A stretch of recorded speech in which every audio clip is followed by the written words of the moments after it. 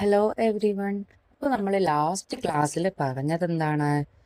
9ാം ക്ലാസ്സിൽ SCERT-യിലെ first chapter ആയിട്ടുള്ള പ്രകാശത്തിൻ്റെ അപവർത്തനായിരുന്നു അല്ലേ? അപ്പോൾ അപവർത്തനത്തെ കുറിച്ചിട്ട് നമ്മൾ പറഞ്ഞു, പിന്നെ ഇമ്പോർട്ടൻ്റ് ആയിട്ടുള്ളൊരു ഇക്വേഷൻ നമ്മൾ പറഞ്ഞു. അപ്പോൾ സിമ്പിളായിട്ട് പറഞ്ഞു കഴിഞ്ഞാൽ ഒരു മാധ്യമം ഒരു പ്രകാശത്തിൻ്റെ വേഗതയെ എത്രത്തോളം സ്വാധീനിക്കുന്നു എന്നതിൻ്റെ അളവാണ് പ്രകാശിക സാന്ദ്രത.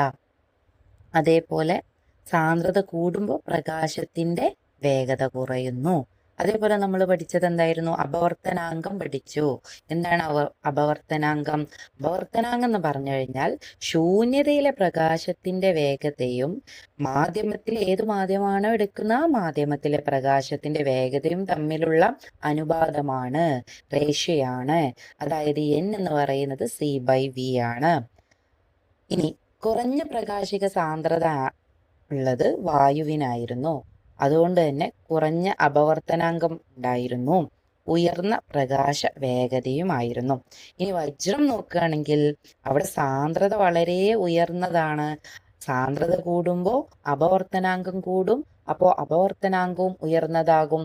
എന്നാൽ സാന്ദ്രതയും അപവർത്തനാങ്കവും ഒരുപോലെ കൂടുകയാണെങ്കിൽ സാന്ദ്രത കൂടുമ്പോൾ വേഗത കുറയും, അല്ലെങ്കിൽ അപവർത്തനാങ്കം കൂടുമ്പോൾ പ്രകാശത്തിന്റെ വേഗത കുറയും.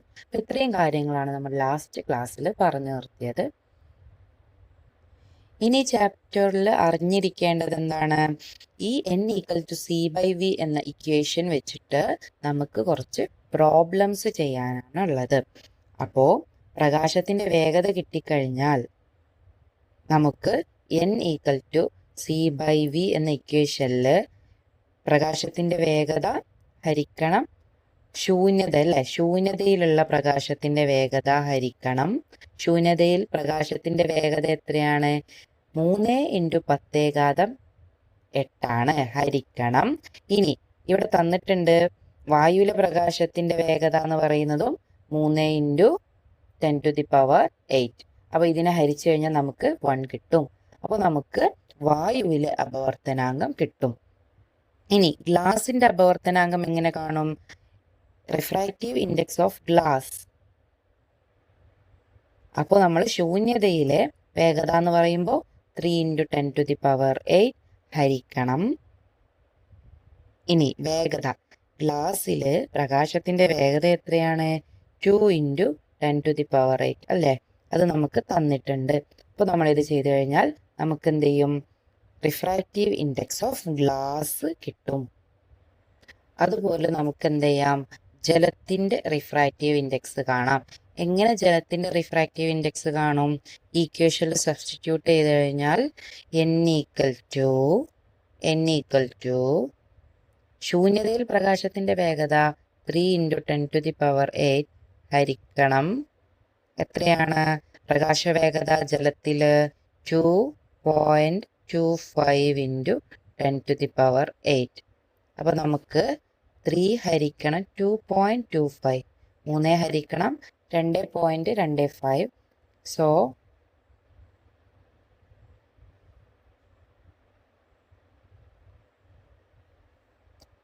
3 ഹരിക്കണം 2.25 എത്രയാണ്?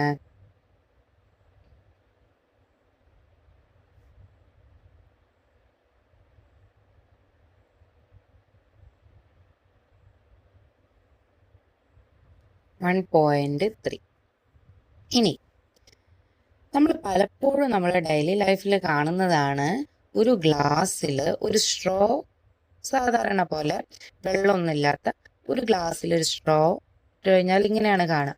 പക്ഷേ നമ്മൾ ഇതിൽ കുറച്ച് വെള്ളം എടുത്തു, എന്നിട്ട് നമ്മൾ ഈ സ്ട്രോ വെക്കുന്ന സമയത്ത് ഇവിടെ കണ്ടോ, സ്ട്രോ ഒന്ന് ഒടിഞ്ഞതായിട്ട് അല്ലെങ്കിൽ ബെൻഡ് ചെയ്തതായിട്ട് കാണുന്നുണ്ട്. അപ്പോൾ ഇങ്ങനെ തോന്നാൻ കാരണം ഫിസിക്സിലെ ഈ ഒരു പ്രതിഭാസമാണ് എന്ത്? അപവർത്തനം. അപ്പോൾ എന്താണ് ഇവിടെ സംഭവിക്കുന്നതെന്ന് വെച്ച് കഴിഞ്ഞാൽ, ഇനി ഗ്ലാസിന്റെ കേസല്ല, വേറൊരു കേസ് നമ്മൾ നോക്കിക്കഴിഞ്ഞാൽ, ഒരു ഒരു ബീക്കറിൽ ഒരു മത്സ്യം അല്ലെങ്കിൽ ഒരു ഫിഷ്, ഈ ഫിഷിനെ നമുക്ക് യഥാർത്ഥ സ്ഥാനത്ത് നിന്ന് കുറച്ച് ഉയർന്നതായിട്ട് നമുക്ക് കാണാൻ കഴിയും നമ്മൾ വെള്ളത്തിലൂടെ നോക്കുന്ന സമയത്ത്. ഇതിനും കാരണമായ പ്രതിഭാസം അപവർത്തനം ആണ്. അപവർത്തനം. ഓക്കെ, അപ്പൊ ഇതെങ്ങനെയാണ് സംഭവിക്കുന്നത്? ഈ ഒരു ചിത്രത്തിൽ നോക്കിക്കഴിഞ്ഞാൽ നമ്മൾ വെള്ളമൊന്നും ഇല്ലാത്ത സമയത്ത് എന്തു ചെയ്യും? ഈ സ്ട്രോയിൽ നിന്ന് വരുന്ന പ്രകാശരശ്മികൾ ഡയറക്റ്റ് ആയിട്ട് നേരെ നമ്മുടെ കണ്ണിലെത്തും അല്ലേ? ഇനി കുറച്ച് വെള്ളം ഒഴിക്കുന്ന സമയത്ത് ഈ സ്ട്രോയിൽ നിന്ന് വരുന്ന പ്രകാശരശ്മി എന്ത് ചെയ്യും? ഒരു മാധ്യമത്തിൽ നിന്ന് മറ്റൊരു മാധ്യമത്തിലേക്ക് പ്രവേശിക്കുമ്പോൾ അതിന് അപവർത്തനം സംഭവിച്ച് നേരെ പോകേണ്ട രശ്മി എന്ത് ചെയ്യും? ചെറുതായിട്ടൊന്ന് ഒടിയും. അപ്പോ ഇവിടുന്ന് വരുന്ന ഈ ഒരു രശ്മി എന്ത് ചെയ്യും? ചെറുതായിട്ടൊന്ന് ഒടിഞ്ഞു. അടുത്ത രശ്മി എന്ത് ചെയ്യും? വീണ്ടും ചെറുതായിട്ടൊന്ന് ഒടിഞ്ഞു. അപ്പൊ നമുക്ക് ഈ ഒരു രശ്മിയാണ് നമ്മുടെ കണ്ണിലെത്തുന്നത്. അപ്പൊ ഈ രശ്മി നേരെ നമ്മൾ വരക്കുന്ന സമയത്ത് നമുക്ക് കിട്ടുന്ന പോയിന്റ് ഈ ഒരു പോയിന്റാണ്, സി എന്നുള്ളൊരു പോയിന്റാണ്. അപ്പൊ സ്ട്രോ ബിയിലുള്ള പോയിന്റ് നമ്മൾ എവിടെ കാണും? സിയിൽ കാണും. അപ്പൊ ഇങ്ങനെ വരുന്ന സ്ട്രോയുടെ ഒരറ്റം നമ്മൾ എന്ത് ചെയ്യും? സിയിലാണ് കാണുക. അപ്പൊ നമുക്ക് എന്ത് ചെയ്യും? ഇത് ഒടിഞ്ഞതായിട്ട് തോന്നും. അപ്പോ ഈ പ്രകാശരശ്മിക്ക് യഥാർത്ഥത്തിൽ എന്ത് സംഭവിക്കുന്നുണ്ട്?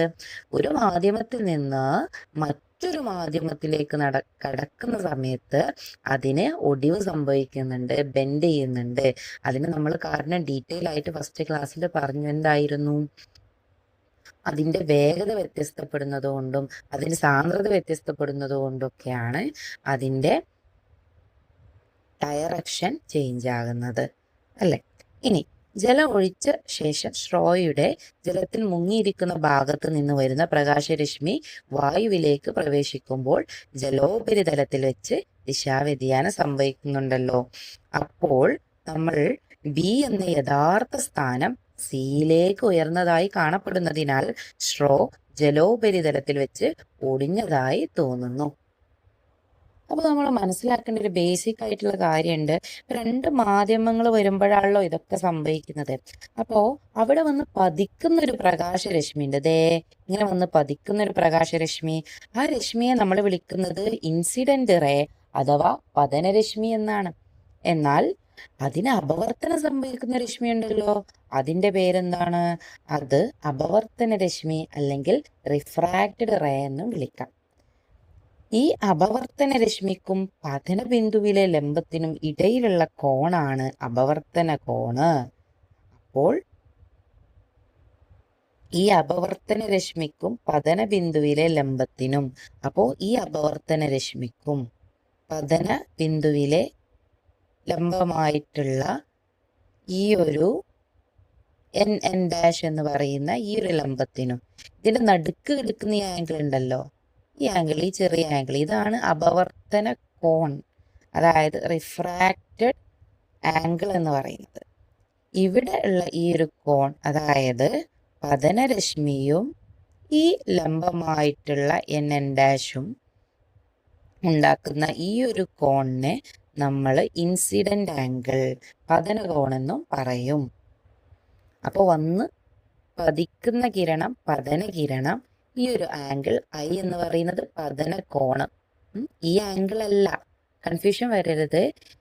പതന കിരണവും ലംബവും തമ്മിലുണ്ടാക്കുന്ന കോണാണ് പതന കോണ്.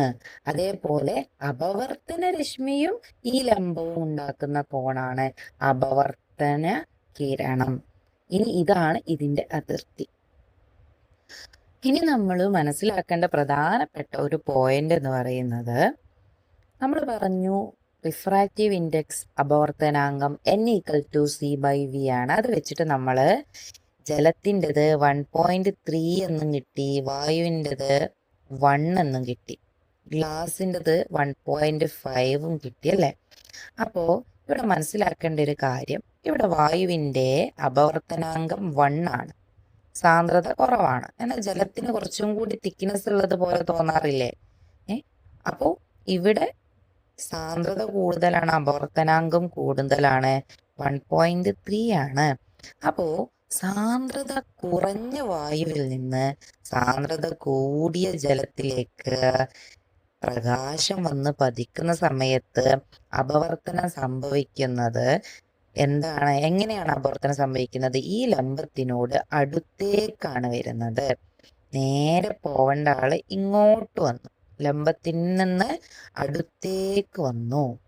എന്നാൽ ഗ്ലാസിൽ നിന്ന് ജലത്തിലോട്ടാണ് പോകുന്നുണ്ടെങ്കിൽ ഗ്ലാസിന്റെ റിഫ്രാക്റ്റീവ് ഇൻഡെക്സ് 1.5 ആണ്. ജലത്തിന്റെ ഏകദേശം 1.3 ആണ്. അപ്പോ ഇവിടെ കുറഞ്ഞതിൽ നിന്ന് കൂടിയതിലേക്ക് വന്നപ്പോൾ അടുത്തു. എന്നാൽ കൂടിയതിൽ നിന്നും കുറഞ്ഞതിലേക്ക് 1.5ൽ നിന്ന് 1.3 ആണ് ഇതിന്റെ അപവർത്തനാങ്കം അല്ലെ. അപ്പൊ ഗ്ലാസ് കൂടുതലാണ് റിഫ്രാക്റ്റീവ് ഇൻഡെക്സ്, അപവർത്തനാങ്കം, സാന്ദ്രത ഒക്കെ കൂടുതലാണ് ഗ്ലാസ്സിന്. ജലത്തിനെ അപേക്ഷിച്ച് നോക്കുമ്പോൾ ഗ്ലാസ് കുറച്ചും കൂടി തിക്കുള്ളതാണ് അല്ലെ. അപ്പോൾ ഗ്ലാസ്സിൽ നിന്ന് കൂടിയതിൽ നിന്ന് കുറഞ്ഞതിലേക്ക് വരുമ്പോ ഈ പ്രകാശരശ്മി നേരെ പോവേണ്ട ആള് എങ്ങോട്ട് ഓടിയുന്നത്? ഇങ്ങോട്ടല്ല ഓടിയുന്നത്, പകരം ഈ ലംബത്തിൽ നിന്ന് അകലാണ് ചെയ്യുന്നത്. ഇങ്ങനെ പോകേണ്ട ആള് ഇങ്ങോട്ട് വന്നു, അത് ഇങ്ങനെ വന്നു, ഈ ലംബത്തിനോട് അകന്നു. രണ്ട് കേസാണുള്ളത്. രണ്ടിലും അപവർത്തനം നടക്കുന്നുണ്ട്, പക്ഷെ ഒരുപോലല്ല. കൂടിയതിൽ നിന്ന് കുറഞ്ഞതിലേക്കും കുറഞ്ഞതിൽ നിന്ന് കൂടിയതിലേക്കും വരുമ്പോൾ വ്യത്യാസം വരുന്നുണ്ട്. കുറഞ്ഞതിൽ നിന്ന് കൂടിയതിലേക്ക് വരുമ്പോൾ കൂടുതലല്ലേ. കൂടുതൽ എന്ന് പറയുമ്പോൾ ശക്തി കൂടുതലാണ്, ഇയാളെ പിടിച്ച് വലിക്കും എന്ന് മനസ്സിലാക്കാം. എന്നാൽ കുറഞ്ഞതിൽ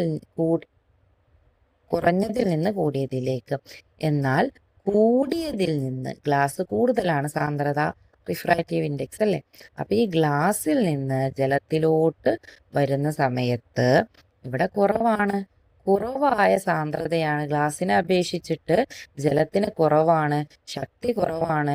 ഇതിന് പിടിച്ചു വലിക്കാനുള്ള ശക്തിയില്ല. ഇത് ഇവനിൽ നിന്ന് അകന്നു പോകുന്നു.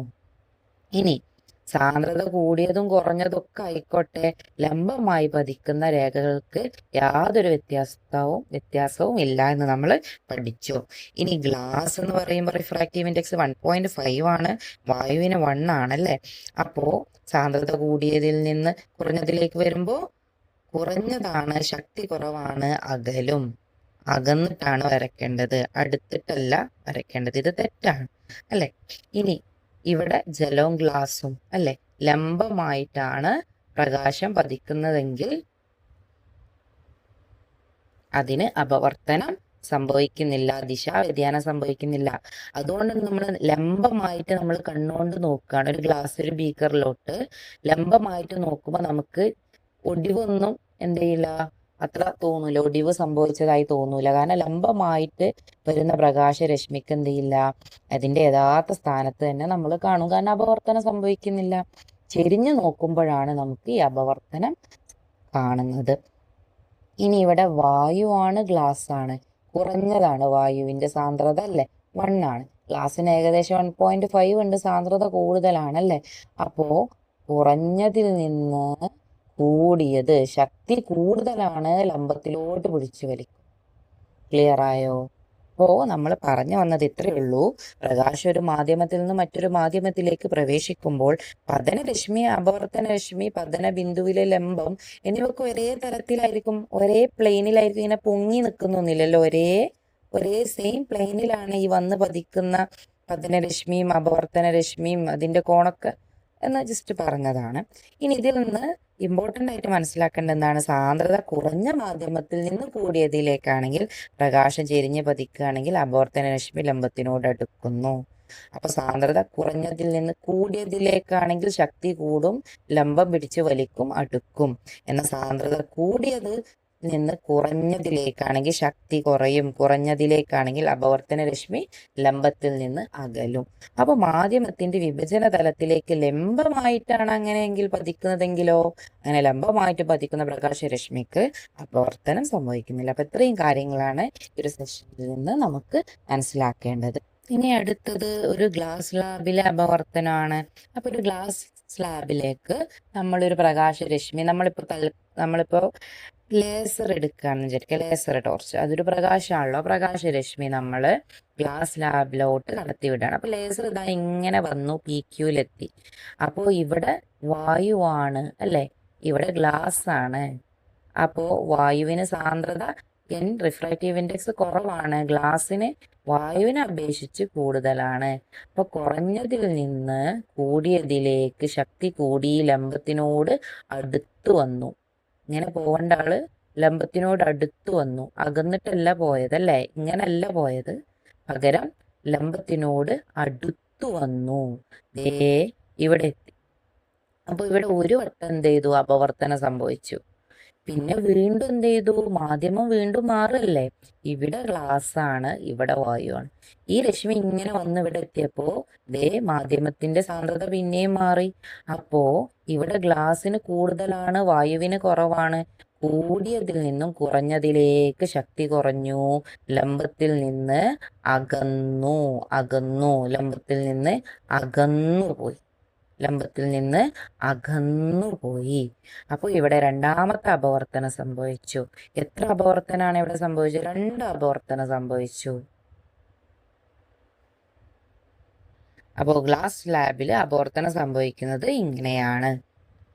അപ്പൊ ഈ അപവർത്തനം കൊണ്ട് ഒരുപാട് കാര്യങ്ങള് നമ്മുടെ ഡെയിലി ലൈഫിൽ ഉണ്ടാകുന്നുണ്ട്. ഒരു എക്സാമ്പിൾ, ഒരു രസകരമായിട്ടുള്ളൊരു അനുഭവം. നമ്മളിപ്പോൾ ഒരു ബീക്കറിൽ വെള്ളമൊന്നും ഒഴിക്കാതെ ഒരു നാണയം വെച്ചു. അപ്പൊ നമ്മള് ഈ നാണയം ഇങ്ങനെയാണ് നാണയത്തിൽ നിന്ന് രശ്മി പോവുക അല്ലെ. നാണയം വെച്ചിട്ട് നമ്മൾ ഈ നാണയം എന്ത് ചെയ്യും, അപ്രത്യക്ഷമാവുന്ന രീതിയിൽ നമ്മൾ ഇങ്ങോട്ട് ബാക്കോട്ട് നടക്കുകയാണ്. അപ്പോൾ ഒരു പോയിന്റിൽ എത്തുമ്പോൾ നമുക്ക് ഈ നാണയം കാണില്ല. കാരണം എന്താണ്, നാണയത്തിൽ നിന്ന് പോകുന്ന രശ്മി ഇതാ ഇങ്ങനെ പോകാൻ തുടങ്ങും. നമ്മുടെ തലയുടെ മേലെ കൂടെയാണ് ഈ രശ്മി പോകുന്നതെങ്കിൽ നമുക്ക് കാണാൻ കഴിയില്ല അല്ലേ. പക്ഷേ ഇവിടെ എന്താ രസം എന്ന് വെച്ച് കഴിഞ്ഞാല്, വേറൊരു കുട്ടി വന്നു ഈ ഒരു ബീക്കറിൽ വെള്ളം നിറച്ചു എന്ന് വിചാരിക്കും. അപ്പോ ഇത് വെള്ളം നിറഞ്ഞല്ലേ, കംപ്ലീറ്റ് വെള്ളം നിറഞ്ഞു. അപ്പോൾ 2 മാധ്യമം വന്നു, ഇവിടെ വായും വന്നു, ഇവിടെ ജലം വന്നു. അപ്പൊ അവിടെ അപവർത്തനം സംഭവിക്കും.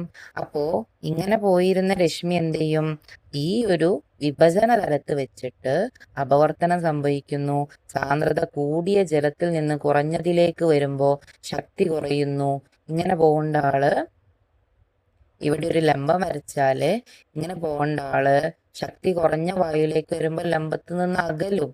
അപ്പോ ലംബത്തിലോട്ട് അടുക്കല്ല ചെയ്യുന്നത്, അകലാണ് ചെയ്യുന്നത് അല്ലെ. അപ്പോ അകന്നു പോവല്ലേ. അപ്പൊ ഇങ്ങനെ വരുന്ന രശ്മി ഇങ്ങനെ പോകുന്നതിന് പകരം ഒന്ന് അകന്നു അല്ലെ. അപ്പൊ ഒന്ന് ബെൻഡ് ചെയ്തു അല്ലെ. അപ്പൊ ഇങ്ങനെ പോകുന്ന ആളെന്ത് ചെയ്തു, ഇവിടെ വെച്ചിട്ടൊന്ന് ബെൻഡ് ചെയ്തു. അപ്പോ ഈ മുകളിലൂടെ പോകുന്ന ആളെന്ത് ചെയ്യും, ബെൻഡ് ചെയ്തത് കാരണം ഇതെന്ത് ചെയ്യും, ഇങ്ങനെ വന്ന് നമ്മുടെ കണ്ണിലെത്തും. അപ്പൊ അപവർത്തനം ഇവിടെ വെച്ച് സംഭവിച്ചത് കൊണ്ട് നേരെ നമ്മുടെ തല മുകളിലൂടെ പോകേണ്ട ആള് അപവർത്തനം സംഭവിച്ചുകൊണ്ട് എന്ത് ചെയ്തു, ഒന്ന് ലംബത്തിനോട് അകന്നു. ഇങ്ങനെ പോകേണ്ട ആളൊന്ന് കുറച്ചിങ്ങോട്ട് വന്നു. അപ്പോൾ ഈ രശ്മി എന്ത് ചെയ്യും, നമ്മുടെ നേരെ കണ്ണിലോട്ടെത്തും.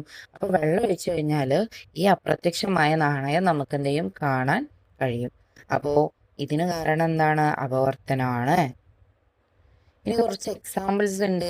നമുക്ക് ടെക്സ്റ്റ് ബുക്കിൽ അക്ഷരങ്ങളൊക്കെ മുകളിൽ നമ്മൾ ഒരു ഗ്ലാസ് സ്ലാബ് വെച്ച് കൊടുത്തു കഴിഞ്ഞാൽ നമുക്ക് അക്ഷരങ്ങളൊക്കെ ഉയർന്നതായി തോന്നും. കാരണം എന്താ, അപ്പോഴും അപവർത്തനം സംഭവിച്ച് എന്ത് ചെയ്യും, നമ്മുടെ കണ്ണിലെത്തുന്നത് യഥാർത്ഥ സ്ഥാനത്ത് നിന്ന് ആവില്ല. അത് അപവർത്തനം സംഭവിച്ചതുകൊണ്ട് നമുക്ക് കുറച്ച് ഉയർന്നതായിട്ട് തോന്നും. അതേപോലെ വെള്ളത്തിനടിയിൽ സ്ഥിതി ചെയ്യുന്ന ഒരു നാണയം ഒരു വശത്ത് നിന്ന് നോക്കിക്കൊണ്ട് എടുക്കാൻ ശ്രമിച്ചു കഴിഞ്ഞാൽ നമുക്ക് കിട്ടില്ല. കാരണം നാണയം എളുപ്പത്തിൽ എടുക്കാൻ കഴിയില്ല. കാരണം നമ്മൾ ചെരിഞ്ഞാണ് നോക്കുന്നത്, നമുക്ക് യഥാർത്ഥ സ്ഥാനമല്ല കാണുക. അപവർത്തനം സംഭവിച്ചുകൊണ്ട് ഇവിടെ ഇരിക്കുന്ന നാണയം എന്ത് ചെയ്യും, അപവർത്തനം സംഭവിച്ചുകൊണ്ട് നമുക്ക് ഏകദേശം മുകളിലേക്കായിട്ട് നമുക്ക് തോന്നും. യഥാർത്ഥത്തിൽ നാണയം എവിടെയാണ് ഇരിക്കുന്നത്, പക്ഷെ അപവർത്തനം സംഭവിച്ച രശ്മി ഇവിടുന്ന് വരുന്നുണ്ട്, നമുക്ക് നാണയം എവിടെ ഉള്ളത് പോലെ തോന്നും. അപ്പൊ നമ്മൾ കൈയിട്ട് നാണയം എടുക്കുന്നത് ഇതാ ഇവിടെ തപ്പിയെടുക്കാൻ നോക്കുമ്പോൾ നമുക്ക് കിട്ടില്ല. കാരണം നാണയം കുറച്ച് താഴോട്ടാണ്. അതുകൊണ്ടാണ് നാണയം എളുപ്പത്തിൽ എടുക്കാൻ കഴിയാത്തത്. ഇനി ഇത് തന്നെയാണ് ഒരു ജലാശയത്തിന്റെ അടിത്തട്ട്. നമ്മൾ അകലെ നിന്ന് നോക്കുമ്പോൾ അടുത്ത് നിന്ന് നോക്കുമ്പോൾ കാണുന്നതിനേക്കാൾ കൂടുതൽ ഉയർന്നതായി തോന്നും. ഇതും അതുപോലെ തന്നെയാണ്. അതേപോലെ അമ്പ് ചെയ്ത് മീൻ പിടിക്കുന്നവർ എന്ത് ചെയ്യും? മീനിനെ കാണുന്നിടത്ത് നിന്ന് അല്പം താഴേക്ക് അമ്പ് ചെയ്യും. കാരണം നമ്മൾ കാണുന്ന മീന് വെള്ളത്തിലൂടെ അപവർത്തനം സംഭവിച്ച രശ്മിയാണെങ്കിൽ യഥാർത്ഥ സ്ഥാനത്തല്ലായിരിക്കും, അതിൽ നിന്ന് കുറച്ച് ഉയർന്നായിട്ട് നമ്മൾ കാണും. അപ്പോൾ അമ്പ് താഴേക്ക് വെച്ചാലേ നമുക്ക് എന്ത് ചെയ്യുള്ളൂ? ആ മീനിനെ കിട്ടുള്ളൂ. നമ്മൾ കാണുന്ന സ്ഥലത്ത് തന്നെ അമ്പ് ചെയ്ത് കഴിഞ്ഞാൽ അവിടെ ശരിക്കും യഥാർത്ഥത്തിൽ മീൻ ഉണ്ടാവില്ല. കാരണം അത് അപവർത്തനം സംഭവിച്ചു വരുന്ന രശ്മിയാണ്. അപ്പോൾ ഈ ഒരു അമ്പ് ചെയ്ത് മീൻ പിടിക്കുന്നവർ മീനിനെ കാണുന്ന സ്ഥലത്തുനിന്ന് ഒരു കുറച്ച് താഴേക്കായിട്ടാണ് അമ്പ് ചെയ്യുന്നത്. അപ്പോൾ അടുത്ത ക്ലാസ്സിൽ നമുക്ക് അന്തരീക്ഷത്തിൽ അപവർത്തനത്തെ കുറിച്ചിട്ട് പെട്ടെന്ന് പറഞ്ഞു പോകാം, വേഗം പഠിക്കാം. അപ്പോൾ ഇതുവരെ പറഞ്ഞ കാര്യങ്ങളൊക്കെ നിങ്ങൾക്ക് മനസ്സിലായിട്ടുണ്ട്. ഇഷ്ടമായിട്ടുണ്ടെങ്കിൽ സബ്സ്ക്രൈബ് ചെയ്യാനും ലൈക്ക് ചെയ്യാനും മറക്കരുത്. Okay, thank you.